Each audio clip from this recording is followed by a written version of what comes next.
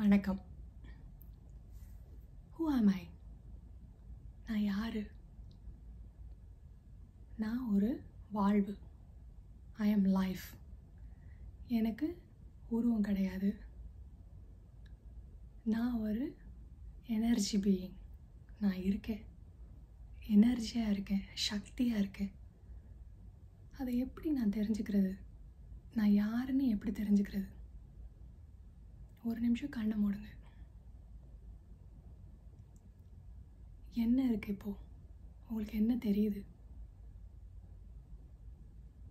அங்கே யார் இருக்கா? ஏதாவது ஃபார்ம் இருக்கா? ஏதாவது சத்தம் இருக்கா? என்ன இருக்குது? எதுவுமே இல்லை. அதுதான் நீங்கள்.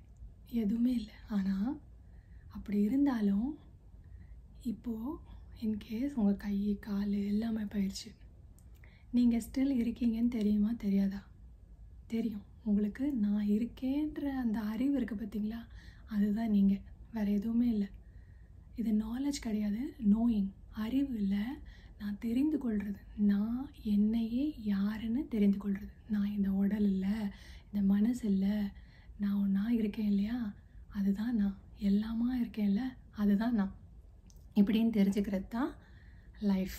நீங்கள் லைஃப். நீங்கள் வேறு எதுவும் கிடையாது. உங்களுக்கு ஃபார்ம் கிடையாது. சரி, எனக்கு ஃபார்ம் கிடையாதுன்னு எப்படி சொல்கிறீங்க? நான் இப்போ இருக்கேன், எனக்கு தெரியுது, நான் இருக்கிறேன்னு எனக்கு தெரியுது. நான் என்னோட பேர் இது, எனக்கு உடம்பு இருக்குது, நான் இருக்கேன்னு தெரியுது. எப்படி எனக்கு ஃபார்ம் இல்லைன்னு சொல்கிறீங்க? இதை நான் எப்படி உங்களுக்கு விளக்க முடியும்னா, உங்கள் ட்ரீம் எடுத்துக்கோங்களேன். தூங்குறீங்க, கனவு காண்றீங்க. அப்போது உங்கள் கனவில் ஒரு 5-6 கேரக்டர்ஸ் வருது, இல்லை 10 கேரக்டர்ஸே வருதுன்னு வச்சுக்கோங்களேன். அதில் நிறைய பேரை பார்ப்பீங்க. இவங்கெல்லாம் உங்கள் கனவில் இருக்காங்க, சரியா? அவங்க கனவில் இருக்காங்க. ஆனால் அதில் ஒரு பர்சன் கூட தான் உங்களை நீங்கள் ஐடென்டிஃபை பண்ணுவீங்க. அந்த 8 கேரக்டரில் ஒரு கேரக்டர் கூட உங்களை நீங்கள் ஐடென்டிஃபை பண்ணிக்குவீங்க. மீதி எல்லா கேரக்டருமே யாரோ தான், இல்லையா? ஆனால் அந்த ட்ரீம் எங்கேருந்து எழும்புது? உங்களுக்குள்ளே இருந்து தான் அந்த ட்ரீம் எழும்புது. ஆனால் நீங்கள் ஐடென்டிஃபை பண்ணிக்கிட்டது யாரோட?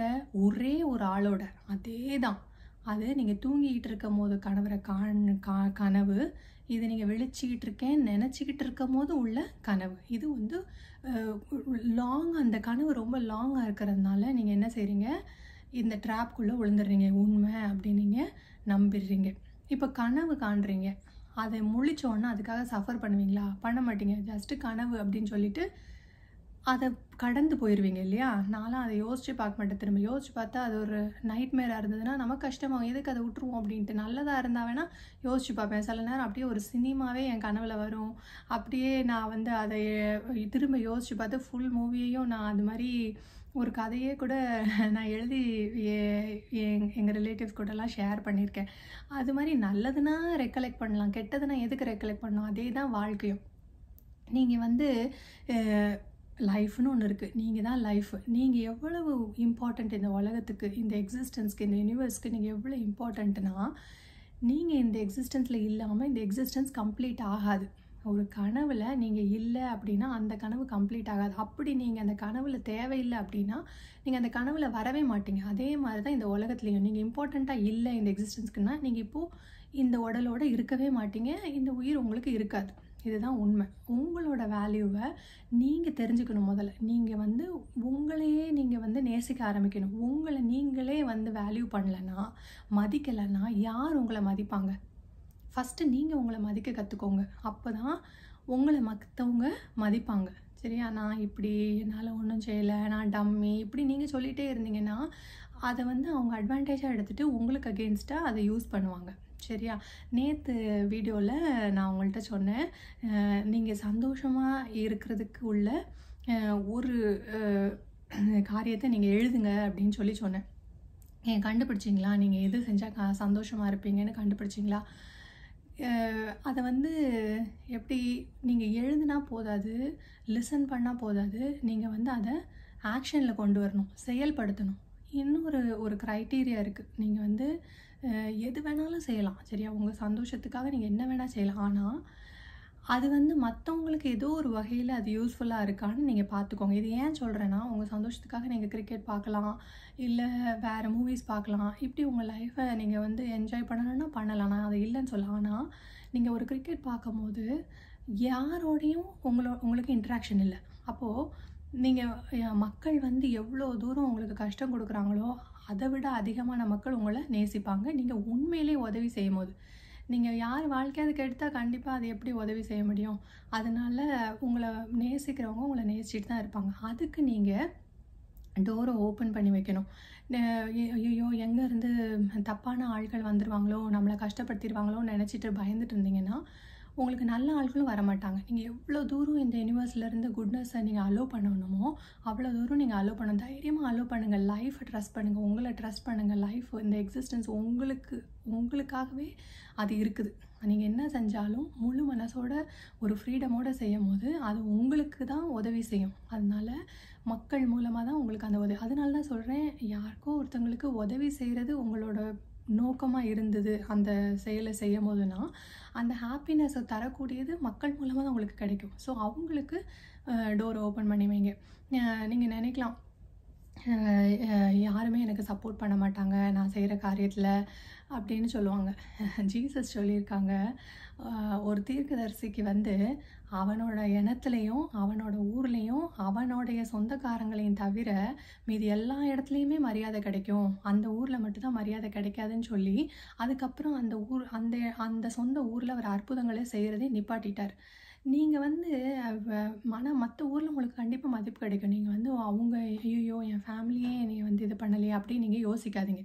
உங்களுக்கு எங்கேருந்து சப்போர்ட் வரணுமோ அங்கேருந்து சப்போர்ட் வரணும். நான் இங்கேருந்து வரணும்னு நீங்கள் டிசைட் பண்ணாதீங்க. நீங்கள் செய்ய வேண்டிய வேலையை உண்மையாக கரெக்டாக செஞ்சீங்கன்னா உங்களுக்கு வர வேண்டிய ஹெல்ப்பும் உங்களுக்கு வர வேண்டிய சந்தோஷங்களும் நன்மைகளும் எங்கே இருந்தனாலும் இந்த எக்ஸிஸ்டன்ஸ் உங்ககிட்ட கொண்டு வந்துடும். நீங்கள் அதுக்காக போராட வேண்டாம். உங்கள் வேலையை நீங்கள் செஞ்சுட்டே இருங்க, அது தன்னால் நடந்துகிட்டே இருக்கும்.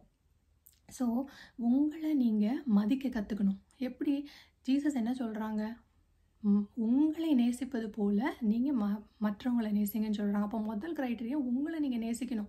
நீங்கள் மற்றவங்களை நேசிக்கிறேன்னு சொல்கிறதுக்கு அர்த்தமே இல்லை. உங்களையே உங்களுக்கு நேசிக்க தெரியல, நீங்கள் எப்படி அடுத்தவங்களை நேசிப்பீங்க? உங்களை நீங்கள் நேசிக்கிறதா தான் என்ன செய்வீங்க? உங்களை சந்தோஷப்படுத்தக்கூடிய காரியத்தை நீங்கள் செய்வீங்க. ஒன்று புரிஞ்சுக்கோங்க, உங்கள் லைஃப் வந்து ரொம்ப போரிங்காக போகுது, ரொம்ப சஃபர் பண்ணுறீங்க அப்படின்னா என்ன அர்த்தம்னா, நீங்கள் உங்களுக்கு பிடிச்ச ஒரு காரியத்தை யாருக்காகவும் எதுக்காகவும் பயந்து நீங்கள் அடக்கி வச்சுக்கிட்டு இருக்கீங்க. எதுக்காக? எப்படினாலும் நீங்கள் வந்து சந்தோஷமாக வாழலை. அதோட நீங்கள் ரிஸ்க் எடுத்து சந்தோஷமாக வாழ்ந்துருங்களேன். நம்ம யாரையும் போய் கெடுக்க போகிறது இல்லை, யாருக்கும் துரோகம் பண்ண போகிறது கிடையாது. அந்த இதில் நீங்கள் என்ன வேணால் செய்யுங்க, யாருக்கோ ஒருத்தங்களுக்கு உபயோகமாக இருந்துட்டு போட்டுமே. ஒரு உயிர்னு ஒன்று வந்துருச்சு, இதை வச்சு நம்ம யாருக்கோ பிரயோஜனமாக நம்ம இருந்துட்டு போகிறோம்னு நீங்கள் நினச்சி நீங்கள் லைஃப்பை ட்ரஸ்ட் பண்ணி இந்த வாழ்வை நம்பி நீங்கள் சந்தோஷமாக நம்பிக்கையோடு இறங்குங்க. உங்களுக்கு கண்டிப்பாக எல்லாமே உங்களுக்கு நல்லதாகவே நடக்கும். இது இப்போது எப்படி சொல்கிறது, இப்போ இவ்வளோ பேர் இன்றைக்கி உலகத்தை பார்த்தாலே தெரியும், கெட்டவங்க இவ்வளோ பேர் இருக்காங்க அப்படின்னா நல்லவங்க ஆவரேஜாக பார்த்தீங்கன்னா ரொம்ப ஜாஸ்தியாக தான் இருப்பாங்க. அதனால் உங்களை வந்து சப்போர்ட் பண்ணுறதுக்கு யாரும் இல்லை அப்படின்னு நினைக்காதீங்க. உங்களை வந்து கண்டிப்பாக அவங்க மார்க் பண்ண தான் செய்வாங்க, உங்களுக்கு கிண்டல் பண்ணுவாங்க, எல்லாமே பண்ணுவாங்க. அதெல்லாம் நீங்கள் கண்டுக்காதீங்க. 10 பேர் கிண்டல் பண்ணாங்கன்னா கண்டிப்பாக ஒரு 50 பேர் உங்களை நல்லது சொல்லுவாங்க. இப்போது நான் தான் நிறைய வீடியோஸ் பார்த்துருக்கேன்ல, எனக்கு நிறைய பேர் பிடிச்சிருக்கும். ஆனால் நான் இது வரைக்கும் நான் ஒரு லைக்கு கூட கொடுத்ததே இல்லை. ஏன்னா நான் யாருக்குமே வெளியே தெரியக்கூடாது, நான் இப்படியே இருந்தேன். நான் ஃபேஸ்புக்கை விட்டு வெளியே வந்துட்டேன். ஒரு எத்தனை வருஷம், 8 வருஷத்துக்கு மேலே ஆயிட்டு.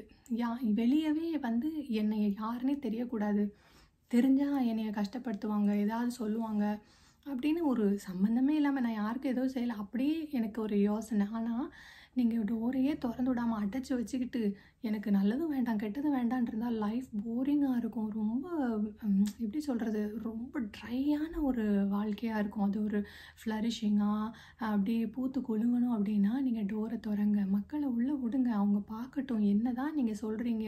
அவங்களுக்கு பிடிச்சிருந்தா அவங்க அக்செப்ட் பண்ண போகிறாங்க, பிடிக்கலனா போக போகிறாங்க, ஒன்றும் பிரச்சனை இல்லை. நீங்கள் செய்கிறது உங்களோட சந்தோஷத்துக்காக, உங்களோட மோட்டிவ், உங்களோட எண்ணங்கள் நல்லா இருக்குது, அவங்க ஒருத்தங்களுக்கு நல்லது செய்யணும்னு நீங்கள் நினைக்கிறீங்க. எப்பவுமே உங்களை சுற்றி உங்களுக்கு நல்லது செஞ்சு உங்களை மேலே தூக்கி விடுறவங்கள உங்களை சுற்றி வச்சுக்கோங்க. அப்போ அதை எப்படி செய்ய முடியும்? நீங்கள் வந்து உங்கள் குடும்பத்துக்குள்ளேயே இருக்கீங்க. அவங்களுக்கு நீங்கள் செய்கிறது பிடிக்கல, உங்கள் பேக்ரவுண்ட் பிடிக்கல அப்படின்னா, நீங்கள் வெளியே தான் போய் ஆகணும். சரியா? போனால் தான் அவங்களுக்கு உங்களை பிடிக்குமா பிடிக்காதான்றது அதுக்கப்புறம் தான் தெரியும். பயப்படாதீங்க. எதுக்கு பயப்படணும்? நம்ம யாரையும் நம்பி நம்ம இல்லை. சரியா? நீங்கள் செய்ய வேண்டிய காரியங்கள் நல்ல காரியங்களா இருந்தால் இந்த எக்ஸிஸ்டன்ஸ் உங்களுக்கு அது எதுவாக இருந்தாலும் சரி, எதுவாக இருந்தீங்கன்னு சரியில்லை, இதை போய் நான் என்ன பண்ணுறது, சின்ன காரியம் நினைக்காதீங்க. எக்ஸிஸ்டன்ஸ்க்கு எதுவுமே சின்னது பெருசுலாம் கிடையாது. எது செஞ்சாலும் 100% கொடுங்க. நீங்கள் ஒரு எனர்ஜி பீயிங். உங்கள் எனர்ஜி ஃப்ளோ ஆகிட்டே இருக்கும் போது தான் லைஃப் பியூட்டிஃபுல்லாக இருக்கும். அது லைஃப் அப்படியே அன்ஃபோல்ட் பண்ண விடுங்க. அது தன்னால் ஃப்ளோ ஆகட்டும். நீங்கள் அதை புடிச்சு வச்சு நீ இந்த பக்கம் போ, அந்த பக்கம் போ, இப்படி போகாத அப்படி சொல்லாதீங்க. விட்டுருங்க. நீங்கள் செய்ய வேண்டியதை செய்யுங்க. அது போகிற வழியில் போகட்டும். அது மாதிரி ஒன்ஸ் நீங்கள் வந்து அலோவ் பண்ணிட்டீங்கன்னு வச்சுக்கோங்களேன், அந்த ஃப்ரீடம் வந்து நீங்கள் கொடுத்துட்டீங்கன்னு எக்ஸிஸ்டன்ஸ்க்கு எப்போ வந்து தெரியுதோ, அந்த தைரியத்தை எப்போ அதுக்கு தெரியுதோ, உங்களுக்கு தைரியம் வந்துருச்சு. நீங்கள் எதுனாலும் அக்செப்ட் பண்ணுற நிலமையில இருக்கீங்கன்னு தெரிஞ்சிட்டுனா, எக்ஸிஸ்டன்ஸ் உங்களுக்கு ஏற்ற மாதிரி ஒர்க் ஆக ஆரம்பிக்கும். நீங்கள் அதை பார்ப்பீங்க. சரியா? அதனால் ஹாப்பியாக வாழுங்க.